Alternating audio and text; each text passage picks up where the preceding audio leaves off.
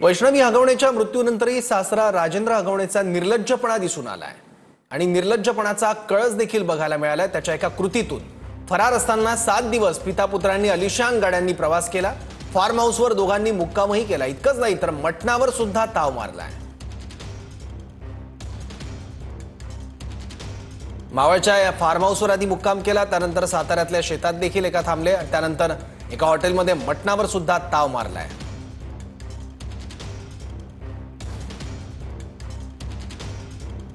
त्यामुळे एकीकडे आपल्या सुनेने आत्महत्या केलेली असताना, सुनेचा मृत्यू झालेला असताना मटणावर ताव मारताना सासरा राजेंद्र हगवणे दिसलाय।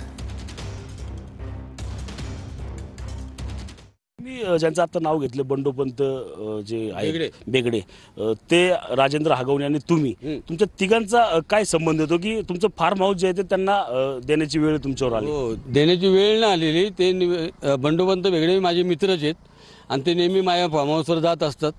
तर त्या अंकुशाने मी म्हणलं असं तर तसेच चाललेले आहेत ते बसायला।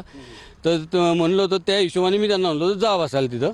आणि राजेंद्र हगवणे राहिले तर मुळशीतून मोठे कार्यकर्ते आहेत। मी बी शिरोली चांदोली गावचा सरपंच आहे।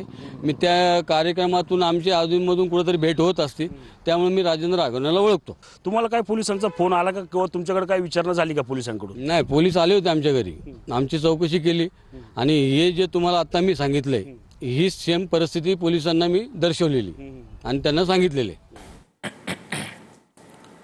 आपण बघितलं हेच ते फार्म हाऊस आहे जिथे मुक्कामी होते राजेंद्र हगवणे आणि त्याचा मुलगा।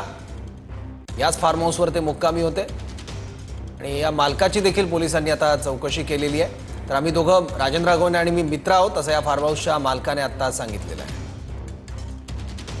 10-15 मिनिटं थांबले आणि इथून थांबून गेले। ते पाऊस पडत होता त्यामुळे थांबले। इथून आमचे आंबे वगैरे उतरायला चालले होते, एवढे थांबले, बाकी काय नाही। परत ते निघून गेले इथून। नाही, पण त्यांची काय ओळख कशी काय तुमची, जरा थोडीशी माहिती द्या ना। ओळख म्हणजे फक्त आमच्याकडे बैल होता त्यांचा, तुमचा राहुल जाधव, बापू जाधव, पुशेगावकर, त्यांच्या बैल इथं आहे। ते त्यांच्यापाशी येतात जातात, नेहमी येत होते जात होते, एवढा संबंध, बाकी काही नाही। फरार असताना सुद्धा हगवणेचा राजेशाही थाट बघायला मिळालाय।